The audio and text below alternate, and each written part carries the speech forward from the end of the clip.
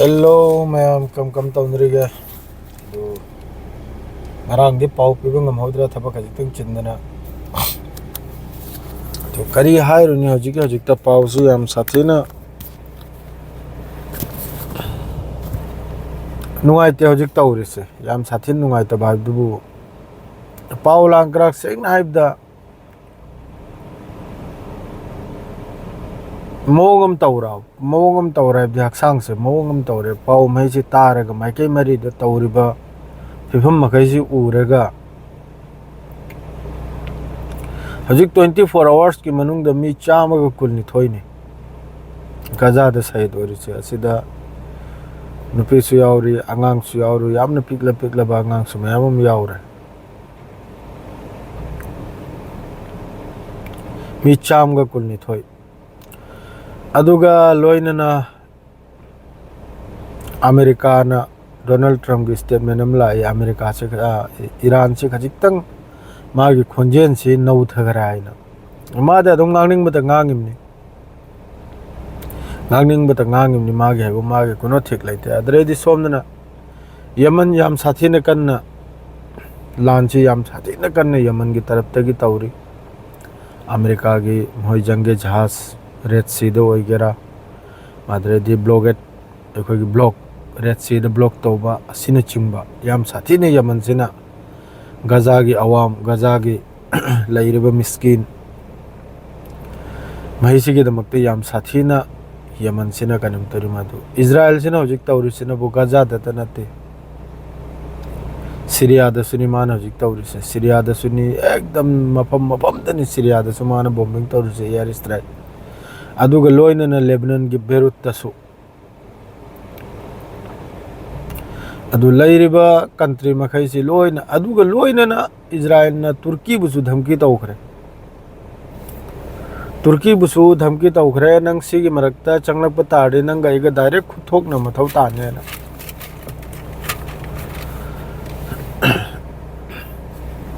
तुर्की बु फाव धमकी तौखरे इजराइल अदुगा फावबा लोइना तुमिना लैरिबने लोइना दो अमेरिका डोनाल्ड ट्रम्प ना हारिसनबु ईरान से हजिक डायरेक्ट वांगांग नबदा याबे मवंग द लागले सिनेमाना हजिक कनु स्टेटमेंट हम पीरिसे दो ईरान की तरफ तगी स्टेटमेंट हम फाउद लागत्रे अदु हजिक त रफा से मसरगा थंगनबु मफमनिको असिदा हजि याम साथे न मखोइना ग्राउंड ऑपरेशन से तौदना मी से अखोइगी गजा द लैरिबा मियोय मखैसी अम गजा दगी सोमदा सेंट्रल गजा रोमदा मुक चंगजल रफा दगी सेंट्रल गजा दा मुक चंगजल मादरेदी माइकी मरीद अदुम चेनरा अदुगी मथक तसो अमक एयर स्ट्राइक तौजलिम असिदनि मी 24 आवर्स की मनुंगदा मी सामग कुलनि थोय सहित ओइरिसे दो सोमना बुराफा मसरगा थंगनबसिनबु बॉर्डर ओरे सिदनबु पूरा मोहन ब्लॉगेट तौदना थमले अदुगा हजि ग्राउंड ऑपरेशन से मची एमदगी हौना तौरा इमना ग्राउंड ऑपरेशन से पूरा एकोई की जमीन कब्जा तौ बाइबदो अदुरा तारे असि पुन मक्सी तौबे मतुंग दसु सुयाम इस्लामिक कंट्री मखै से लोइन मि तुमना लैरि अदुना सिगी मरम सिरा पावलांग क्राक से यामना तोइना ई सेंगना हबदो मयाम वरो बिबि आदे उरेगा नमद्रे अल जजीरा मोहम्मद लाइव न्यूज़ मखयाई उरेगा ने करी हायरुनी करीम तो वकल से करीम तो थबुक सुबम खंगरे माबू मागी मरम द पावपीर से मयाम ने सो खलम बेया आ इस्लाम नि मुसलमान नि अदुना महाक की फिबर द पाव से पीरिम ने अदु नत्ते अदु नत्ते तौरीब जुलुम है जैसा कम्युनिटी की मथक तो ओइरसु पाव से अदुम पीगनाबा ना गजा की मुसलमान नत्रसु अतोप कम्युनिटी ओरसु आहेगी जुलुम आहेगी वार क्राइम आहे ओइ बतारगदि मफम खुदिंग द पाव से पीनाब ऐसा मफम दसु मान तौरीबा है लैरिबा याखोई की फैसिलिटी पुनमक यूएन की ओइगेरा UNRWA की ओइगेरा मादरेडी वाल किचन की ओइगेरा अदु लोइना डिस्ट्रॉय ने मादुई मथकता गजा दा चा इसिंग लैते लोइरा चानिंगाय थकनिंगाय लैते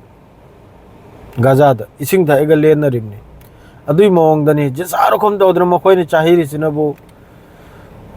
कनोमसी पूरा खाली तौदना मयाम पब्लिक से ऑटोमेटिक सिलेंडर तौदना याखोय अदुरे चखरगे मद्रेदी मतुमदे मसाना सिदोखिबा अदुगुंबै जुलुम ना मान तौरेसे अदु तनते सोमनबु जबलिया केम दसु मद्रे वेस्ट बैंक दसु असिने चिंगबदा मद्रे नजरिन एक्सेस मद्रेदी सोमना हुजे अमक तारबु गजा मनुंगद मखोइना एक्सेस अमै खोगी मयाई खाइदना अमा खंगदना टुकरा टुकरा हाइबदी सिगे तंखाइ सिदगी अखोगी पेर थत पाइन लेत्रान अदुई मोंगद थत तौरिबा अदुगा मीसी सोमदे सोमदने चथोक चचिन जाहंदबा अदुई मोंगदने मखोइना हुजे कॉरिडोर से सेमना कदौरिसे अदुनी मद्रेदी सोमनबु बेरूत लेबनान मनुंग दो याम साथी ने यार स्ट्राइक तवी करीमता रिप्ले लेते मद्रेदी ईरान की हौजिकी फॉरेन मिनिस्टर दो अखोइने लैरिसिगी मोहगी क्राउन सिगा MBBS का वारी खर साने वारी खर सानबसिनबु सिरसु मयाम म टिप्पणी मयाम लाई कीदन वारी सानरे करिगन मखोइदी थीनम नते ईरान सु लांसी पामदाबो ईरान से लांसु पामदे ईरान ना हारिमनबु आइगी थक्ता करिगुंबा लांचे तोरप तारगदे आइसु लेमन थारोइसिनी लेमन सुता थारोइसिनी ईरान सु हारिसे तो ईरान सु मागी जो सेम सानिबदो मागी सु जो तैयारी तनुदो मासु तैयार ने अदुई मतुंगना नाबा हजु वारीदा ईरान ना हारिमनबु लान की मथक्तगी लान दगी सोइना फबो वारी साहब से तो ईरान नबु हाना थर्ड पार्टी का हौजिक सु ईरान थर्ड पार्टी गनी अमेरिका का डायरेक्ट वारी साननिंगदे जैसा पार्टी में मरक्ता लेरेगा अदुगी तरफ तगी पाव से चिथक चजिन पिथोक पिजिन तौसे अदुना भी ईरान सु